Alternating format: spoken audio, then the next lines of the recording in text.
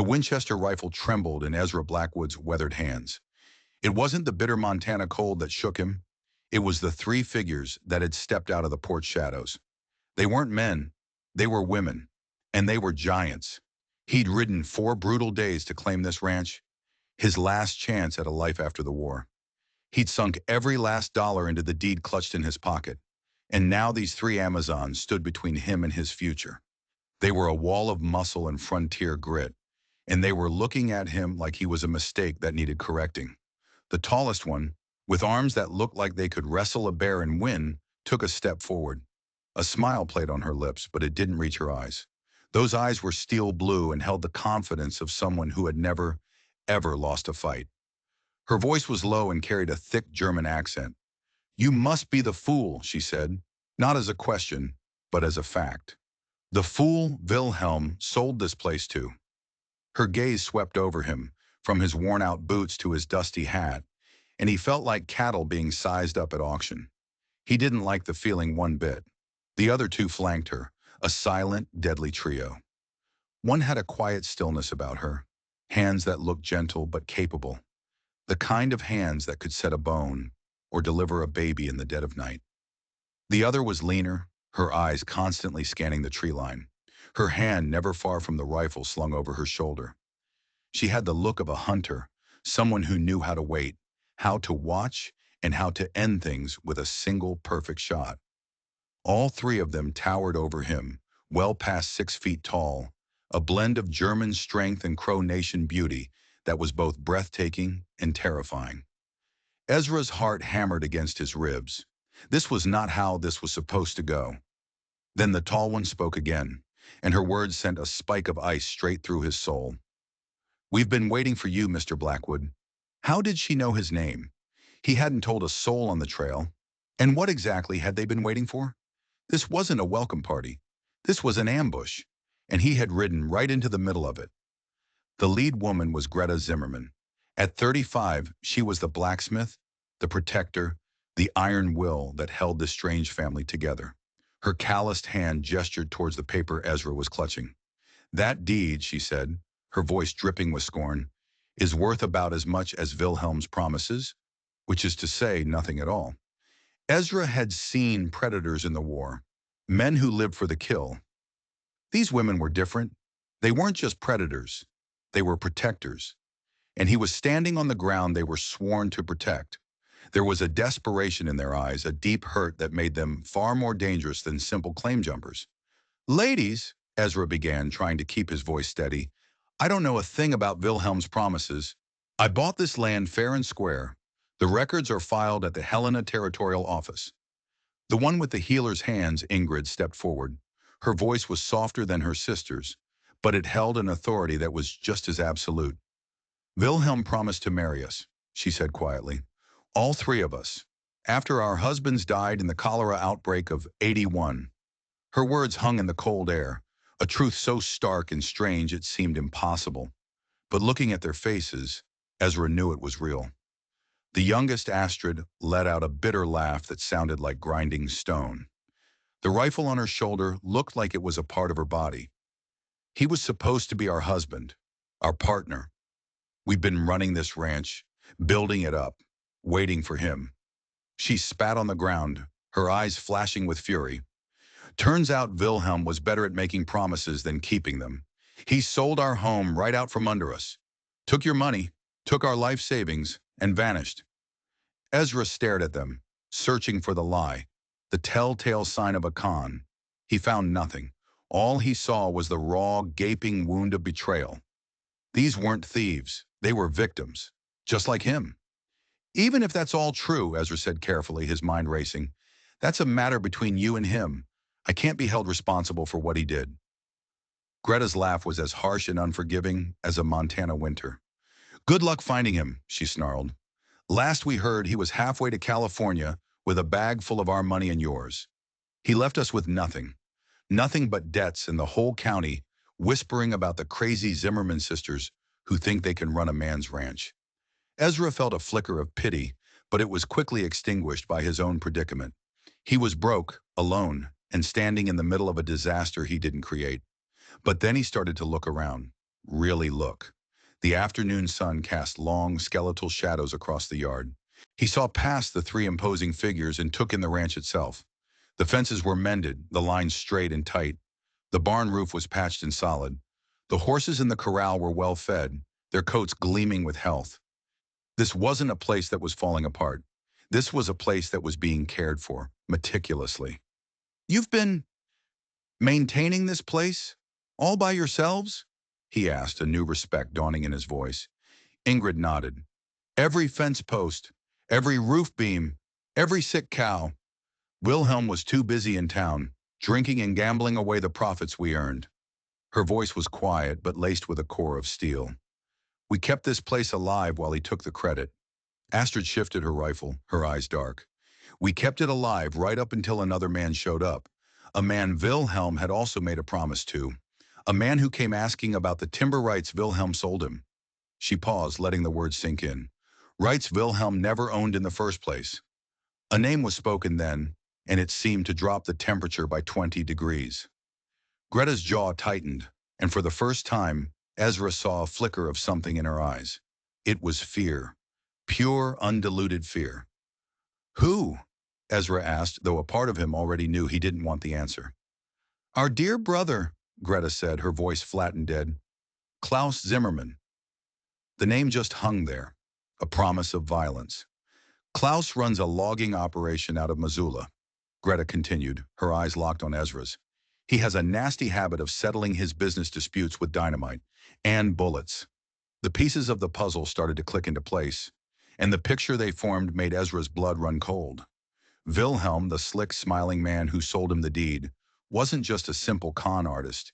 He was a master of chaos. He had played them all. Wilhelm sold Klaus the cutting rights to 300 acres of prime timber on the North Ridge, Greta said. "Timber that is on this ranch. The ranch Wilhelm just sold to you." Ezra felt his stomach plummet. He hadn't just bought a ranch. He'd bought a war.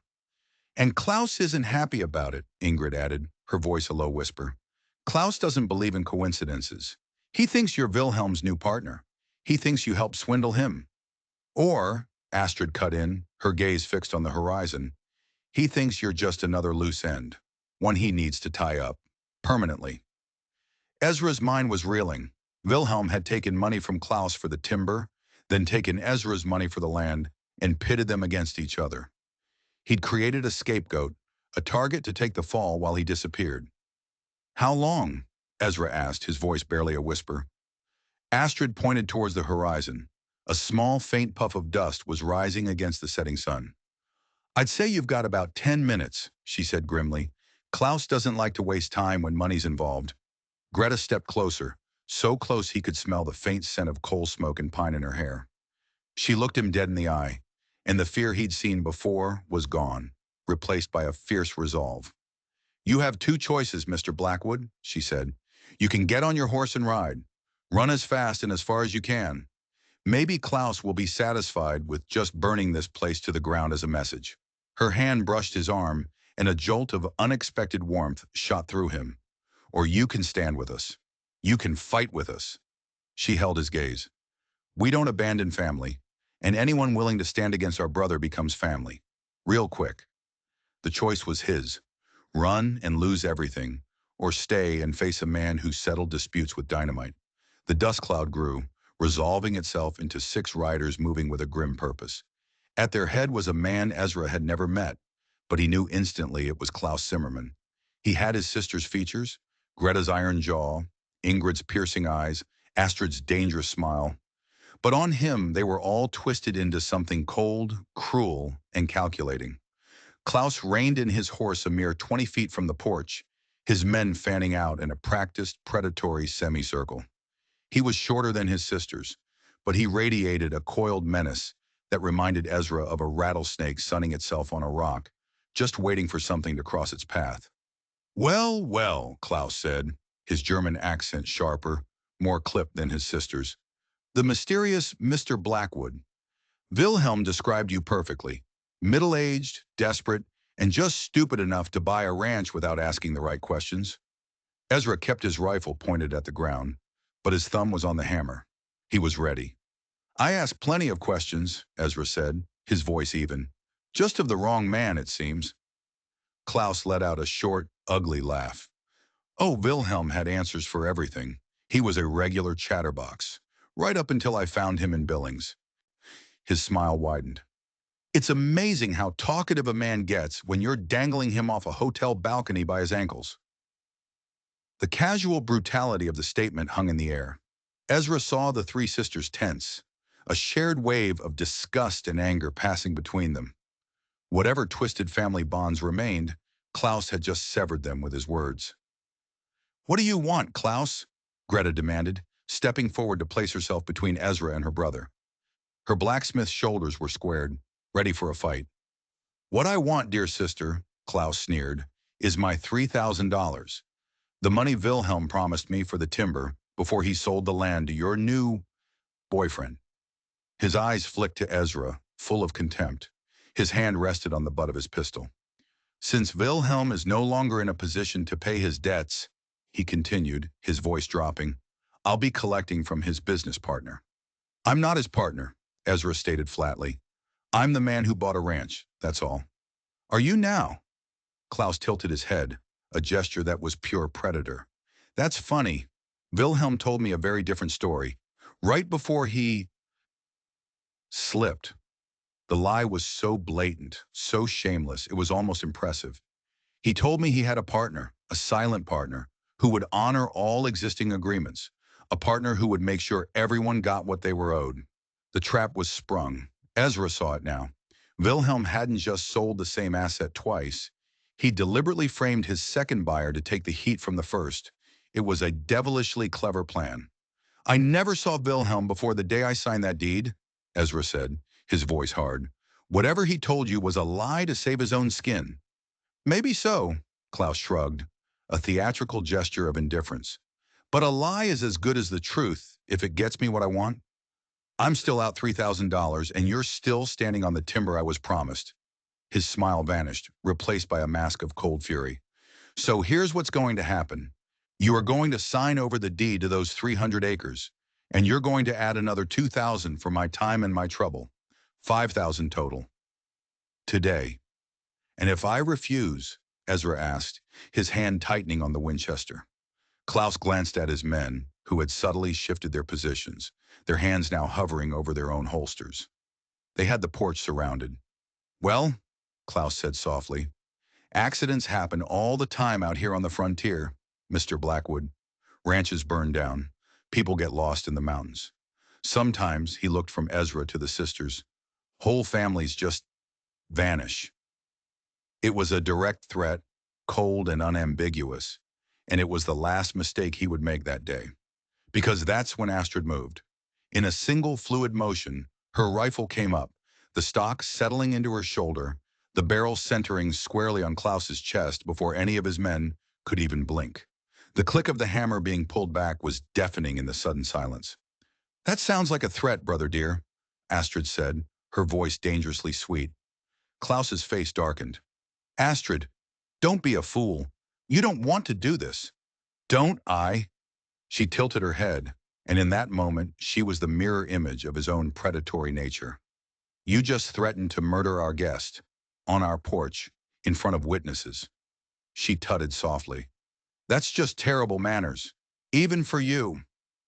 Klaus's men started to make their move, hands dropping to their guns, but they froze. From the corner of the house, Ingrid appeared, a double-barreled shotgun held steady in her hands, its twin muzzles looking like two dark tunnels to the afterlife. At the same time, the front door creaked open, and Greta stood there, another rifle leveled and ready. They moved with the silent, deadly coordination of a wolf pack, each sister covering a different angle, trapping Klaus and his men in a perfect crossfire. It was clear this wasn't the first time they had fought together. Stand down, Klaus, Greta commanded, her voice ringing with an authority he could not ignore. This is our home. Mr. Blackwood is under our protection. You are not welcome here. Our home? Klaus's voice cracked with genuine rage. I am your blood, Greta. Your brother. This man is a stranger. Blood doesn't give you the right to threaten and murder, Ingrid said, her quiet voice cutting through his anger. You made your choice, Klaus. You chose money and violence over family a long time ago. For a fleeting second, something flickered in Klaus's eyes. It might have been hurt. It might have been regret. But it was gone as quickly as it appeared, replaced by his usual cold calculation. He assessed the situation. He was outmaneuvered, outgunned. To fight now would be suicide. But as he looked at them, a cruel smile returned to his face. He knew he had other weapons to use. You were always too soft, all of you, he sneered. Living in a fantasy world. That's why you always need a man to protect you. We don't need protection, Astrid shot back, her rifle never wavering. We need family. And you stop being family the day you put a price on it. Klaus slowly raised a hand, signaling his men to back off. He knew he'd lost this battle, but Ezra could see the wheels turning in his head. This was just a delay, not a defeat. He wheeled his horse around, his men following suit. This isn't over, he shouted over his shoulder, his voice filled with venom. You think this stranger will still be here when things get hard? When the first blizzard hits and the food runs low? When the loneliness of this place starts to eat you alive? He'll be gone, and you'll be alone. Again. His laughter echoed as they rode off, a chilling promise of the suffering to come. As the dust settled, Ezra looked at the three women standing with him, rifles still ready. He was no longer just a man who'd bought a ranch. He'd stumbled into a war, and he had just chosen his side. That winter was a trial by ice and fire, a crucible that would either forge them into a single weapon or shatter them completely. The first blizzard hit in early November, a screaming white monster that buried the ranch under 6 feet of snow and didn't let up for months. They were cut off, an island in a sea of white, and Klaus, true to his word, began his war of attrition. He didn't ride in with guns blazing. His methods were far crueler, designed to break their spirits before he broke their bodies. The supply wagon they'd been expecting from town never arrived. When Ezra finally managed to struggle through the drifts to their nearest neighbor, a man who had been friendly just weeks before, the door was shut in his face. Old friendships had been poisoned by Klaus's money or his threats. They were utterly, completely alone. But Klaus had underestimated them. He'd underestimated the iron in Greta's soul, the quiet resilience in Ingrid, the fierce fire in Astrid. And he had underestimated Ezra.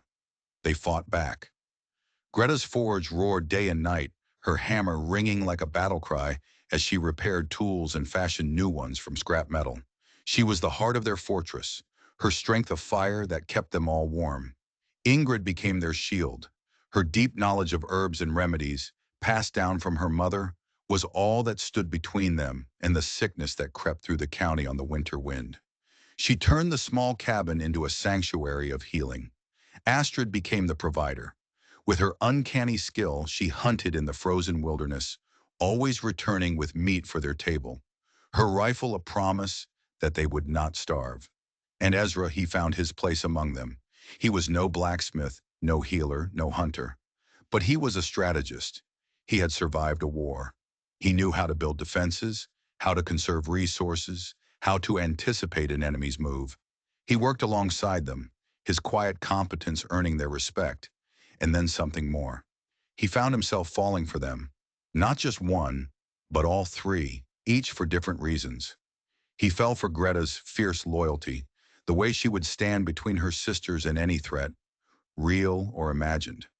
He fell for Ingrid's gentle spirit, the way she could calm a spooked horse or a feverish child with just a touch and a soft word. He fell for Astrid's wild heart, the flash of defiant joy in her eyes when she'd laugh in the face of the storm. One night, a section of the barn roof collapsed under the weight of the snow. They worked for hours in the biting wind, side by side, a 4-person machine, to save the livestock trapped inside. When it was over, shivering and exhausted in the flickering lantern light, Greta had looked at him, her face smudged with dirt, and smiled. A real smile. And in that moment, Ezra felt a connection stronger than any he had ever known. He had stopped being Mr. Blackwood, the stranger. He was Ezra. He was theirs, and they were his. The unspoken question of Wilhelm's promise, the promise of marriage, no longer seemed strange. In the heart of that brutal winter, it started to feel like destiny. They were a family forged in hardship, bound by a common enemy. And they were surviving. They were winning. But their enemy had not yet played his final, most terrible card. The sickness started with Greta. At first it seemed like just a cold, a weariness from the endless work and the biting wind. Ingrid brewed her strongest teas, but the fever didn't break. It climbed. Day by day it stole the strength from Greta's powerful limbs, replacing the fire in her eyes with a glassy, vacant stare. For 3 days and 3 nights they sat vigil, watching the strongest woman they had ever known be consumed from within by an invisible flame. Ingrid was beside herself. Her faith in her own healing arts shattered. None of her remedies worked. It was as if the fever was mocking her, growing stronger with every poultice, every herbal brew. On the fourth day, the fever broke, and Greta woke, her eyes clear for the first time in what felt like an eternity. She was weak, her voice a raw whisper, but she was herself again. She found Ezra's hand, her grip surprisingly strong. "Promise me," she rasped, her breath catching in her throat. "Anything, Greta," Ezra said, his own voice thick with emotion. "Take care of them," she whispered, her eyes finding her sisters, who were asleep in chairs nearby. "My sisters. They are so strong, but the world only sees them as strange. You see them. I know you do. You see the beautiful, capable women they are." Ezra squeezed her hand, a lump forming in his throat. "You're going to be fine, Greta. The fever is gone. You'll be back in that forge by next week." A faint, sad smile touched her lips. She shook her head, a small, tired movement. "No, Ezra. I can feel it. My time is done." Her eyes locked onto his, clear and impossibly fierce, the old Greta burning through the illness one last time. "Marry them," she commanded. "Marry them both. Give them the family they deserve. The family that Snake Wilhelm promised them. The family I always wanted for them." Ezra was stunned. "Greta, I can't. It's not legal. It's not right." Her laugh was a dry, rattling sound. "Since when have we cared about what's legal? We make our own laws out here, Ezra Blackwood. We make our own family." Her grip tightened with a final surge of strength. "Promise me." Looking into her dying eyes, seeing the desperate hope there, he knew he had no choice. "I promise, Greta." A look of profound peace settled over her features. "Good," she whispered. "Now I can rest." She closed her eyes. Greta Zimmerman died that evening as the sun set, painting the endless snow in shades of blood and gold. In the silent, candlelit room, Ezra felt a new, cold resolve settle in his heart. This wasn't a fever. This wasn't bad luck. This was murder. And he had just promised a dying woman that he would protect her family. That was a promise he intended to keep, no matter the cost. His war with Klaus Zimmerman had just become personal.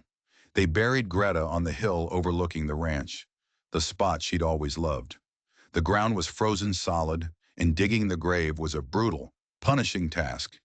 Each swing of the pickaxe was an act of rage. Each shovelful of icy earth, a vow of vengeance. They would not wait for the spring thaw. Greta deserved her rest. At the simple funeral, as Ingrid read from their mother's German Bible, a lone rider appeared on the ridge. It was Klaus. He came alone, unarmed, and stood at a distance, his face an unreadable mask. When it was over, he approached Ezra, his usual arrogance gone, replaced by something that looked unnervingly like grief. "She was the best of us," Klaus said, his voice low and hoarse. "The strongest. I hope you know what you've lost."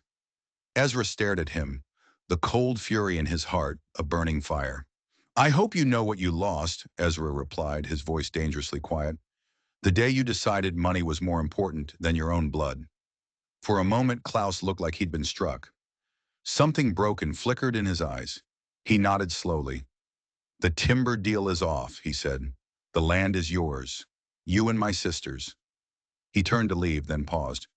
"But know this, Blackwood. If anything else happens to them, if one more hair on their heads is harmed—" He didn't need to finish the threat. The promise of retribution was absolute. As Klaus rode away, Ezra felt Ingrid slip her hand into his.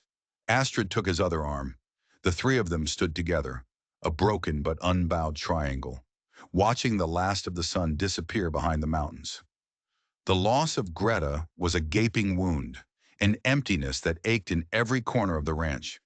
But her death had not been in vain. It had given Ezra a new terrible purpose. He didn't believe for a second that Klaus's change of heart was real. It was a performance, a way to deflect suspicion. A fever that resisted every single one of Ingrid's powerful remedies was not natural. It was an attack, as calculated and deadly as a bullet. Klaus hadn't used dynamite this time. He'd used something far more insidious. He had used poison. The investigation began in secret, while they presented a front of grieving survivors to the outside world. Inside the small cabin, a hunt for the truth was on. Ezra, Ingrid, and Astrid became a team of detectives, piecing together the days leading up to Greta's illness. She was fine one day, then sick the next, Astrid insisted, pacing the floor. Something happened on that Tuesday. Ezra focused, replaying the day in his mind. It was the day he'd been reinforcing the north fence. The day a lone rider had been spotted on the far ridge. They had assumed it was one of Klaus's men, just watching, but now that assumption felt naive. The well, Ingrid said suddenly, her eyes wide. She drew the water that morning. She complained it tasted bitter. At the time, they had dismissed it, blaming the deep freeze. Now the memory was a chilling clue. The next morning before dawn, Ezra and Astrid slipped out of the cabin, dressed in white hides to blend in with the snow. They moved like ghosts towards the well, their rifles ready. The snow around the wellhead was disturbed, not by their own tracks, but by a single set of boot prints, carefully scuffed, but still visible to Astrid's expert eye. Someone was here, she whispered, her breath misting in the frigid air. Someone who knew we wouldn't be watching the well in the middle of a blizzard. They followed the faint trail. It led away from the ranch towards the thick timberline where the watcher had been spotted. And there, tucked beneath the low-hanging branch of a snow-laden pine, they found it, a small, discarded leather pouch. It was empty, but the scent clinging to it was sharp and acrid. They took it back to Ingrid. She held the pouch to her nose, her eyes closing. When she opened them, her gentle face was transformed into a mask of cold fury. Wolfsbane, she said, her voice shaking with rage. In small doses, mixed with other herbs, it brings on a burning fever. It mimics sickness, but it's a poison. There is no cure. The truth was a physical blow. Klaus hadn't just let his sister die. He had murdered her slowly and deliberately, using his own knowledge of their mother's healing arts against them. He had turned Ingrid's medicine into a weapon, ensuring that her every attempt to save her sister would only push her closer to the grave. He had counted on the winter to hide his crime, on their grief to blind them. He was wrong. The grief was still there, a hollow ache in their chests. But now it was mixed with something else, a white, hot, righteous anger that demanded justice. What happens now? Astrid asked, her hand resting on the stock of her rifle. Ezra looked at the two remaining sisters, at the fire in their eyes, and he knew. Greta's last wish wasn't just about marriage. It was about survival. It was about fighting back. Now, Ezra said, his voice like flint, we set a trap, and we make him pay for what he did. The plan was audacious, bordering on suicidal. They couldn't prove the poisoning in a court of law. There was no sheriff brave enough to go up against Klaus Zimmerman and his army of loggers. Justice would not be found through a badge. It would have to be taken. They would use Klaus's own greed as the bait. Ezra penned a letter, his handwriting careful and precise. It was a letter of surrender. It said that the winter had broken them, that they couldn't hold the ranch without Greta. It said they were willing to sign over the timber rights as Klaus had originally demanded. All they asked for in return was safe passage out of the territory. It was a lie, every word of it, but it was a lie designed to appeal to Klaus's immense ego. He would see it as his ultimate victory, the final proof of his superiority. They sent the letter with a traveling fur trapper, a man who owed Ingrid for saving his son from pneumonia. 2 days later, the trapper returned with a reply. Klaus accepted their terms. He would meet them at his main logging camp in the mountains in 3 days' time to sign the papers. He specified that Ezra and one sister should come alone. He was walking right into their trap. The night before they were set to leave, the three of them sat around the fire, cleaning their weapons. The mood was grim, determined. "This is a fool's errand," Astrid said, not for the first time. "He'll have a dozen men there. He'll kill us as soon as we sign the paper." "He won't kill us right away," Ezra countered. "His pride won't let him. He'll want to gloat. He'll want to tell us how he won." That was the crux of the plan. They weren't going there to fight his whole crew. They were going there for a confession. Ingrid had prepared a special pouch of her own. It contained a powerful truth serum, a combination of herbs that would loosen a man's tongue and strip away his lies. The challenge was getting close enough to Klaus to use it. Ezra and Astrid rode out at dawn. Ingrid stayed behind, a shotgun across her lap, ready to defend the ranch if it was a diversion. The ride to the logging camp was tense, every shadow in the trees a potential ambush. The camp was a scar on the mountainside, a chaotic mess of felled trees, rough-hewn cabins, and mud. Dozens of hard-faced men watched them as they rode in, their eyes cold and hostile. They were led to the largest cabin, Klaus's headquarters. Klaus was sitting behind a large desk, a smug smile on his face. The deed was laid out before him, along with a bottle of whiskey. Two of his largest men stood behind him. "Blackwood, Astrid," he said, gesturing to two chairs. "I'm glad to see you've come to your senses." He poured 3 glasses of whiskey, a drink to celebrate our new understanding. This was their chance. Astrid reached for the glasses, her movements fluid and natural. As she passed a glass to Klaus, her sleeve brushed against his, and a fine, almost invisible powder from the pouch hidden in her palm dusted his hand. It was a long shot. They had no idea if it would work. They talked for what felt like hours. Klaus gloated, just as Ezra had predicted. He spoke of his grand plans for the timber, of the fortune he would make. All the while Ezra watched him, waiting. Slowly a change came over Klaus. His speech became slightly slurred, his eyes took on a glassy sheen. The serum was working. "It's a shame about Greta," Klaus said, his voice thick. "She was always stubborn, too proud. If she had just listened to me from the beginning, she'd still be alive." Ezra leaned forward. "What do you mean, Klaus?" "The fever took her. It was a tragedy." Klaus laughed, a loud, ugly sound. "Fever," he sneered. "You think it was a fever? You really are as stupid as Wilhelm said." His eyes were unfocused, the drug stripping away his caution. "That was a lesson in what happens when you defy me. I gave her a gift from our mother's garden, a little wolf's bane in the well water, just enough to teach her a lesson. I didn't think it would. Well, she was always weaker than she looked." The confession hung in the air, raw and monstrous. Astrid's hand went to the pistol hidden in her coat. But before she could draw, one of the guards behind Klaus stepped forward. He was a man Ezra had noticed during the first standoff, a man with a haunted look in his eyes. "That's enough, Klaus," the man said, his voice shaking. Klaus stared at him. "What did you say, Larson?" "I said that's enough," Larson repeated, his hand moving to his own gun. "I fought in the war. I've seen things. But this, poisoning your own sister, I won't be a part of it." The other guard moved to stop him, but Larson was faster. He drew his pistol and pointed squarely at Klaus's head.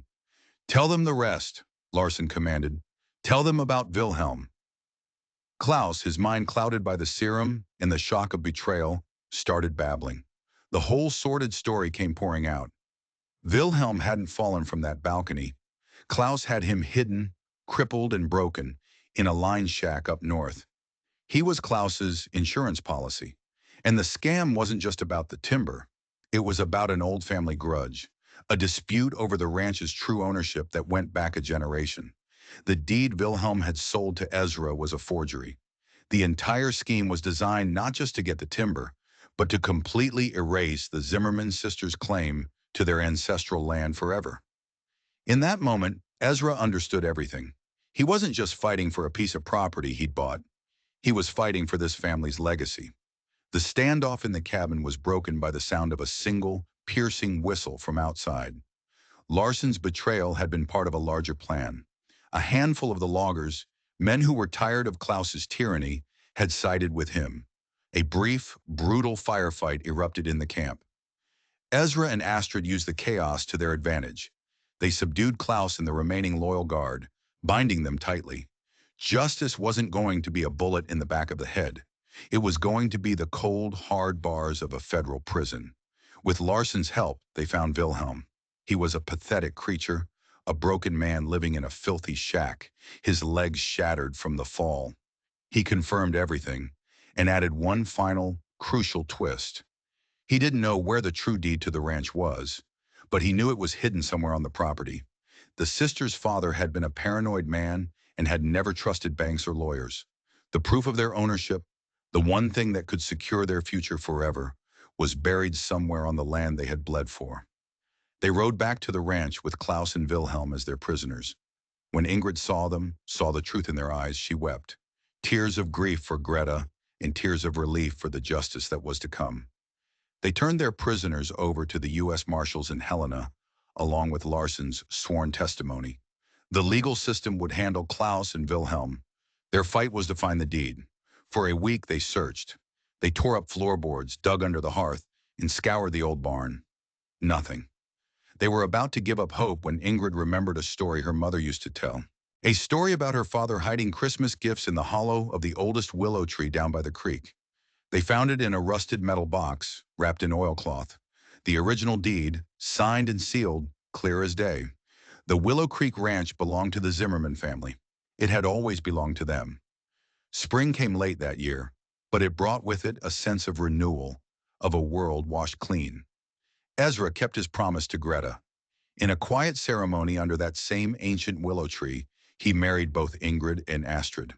There was no preacher, no crowd of witnesses. They spoke their vows to each other, with the mountains and Greta's spirit as their witness. They were a family, built not on law or convention, but on shared loss, shared struggle, and a fierce, unwavering love. The ranch prospered. With the true deed secured, they expanded, their cattle herds growing, their reputation for honor and hard work spreading through the territory. Within a year, Ingrid gave birth to a son with Greta's steel blue eyes. A few months later, Astrid had a daughter with a wild, fiery spirit that was all her own. The house filled with the sounds of laughter. Klaus was sentenced to life in prison for murder. His logging empire crumbled without his ruthless hand to guide it. Sometimes Ezra would see Larson in town. The man would just nod, a silent acknowledgement of the bond forged in that chaotic moment of justice. Years passed. The children grew and had children of their own. The ranch became a haven, a testament to the three incredible women who had refused to be broken. On cold winter nights, with the wind howling outside, Ezra would sit by the fire, his wife on one side, his other wife on the other, their children and grandchildren gathered at their feet, and he would tell them the story of three giant sisters who stood against the world, who fought for their home, and who taught a broken soldier from a forgotten war what it truly meant to have a family. They had built their own rules, their own life, their own definition of love, out there on the edge of the world. If this story touched your heart, do me a favor and hit that like button, and be sure to subscribe for more tales from the frontier. And drop a comment below. Let me know where you're listening from. I love hearing from all of you.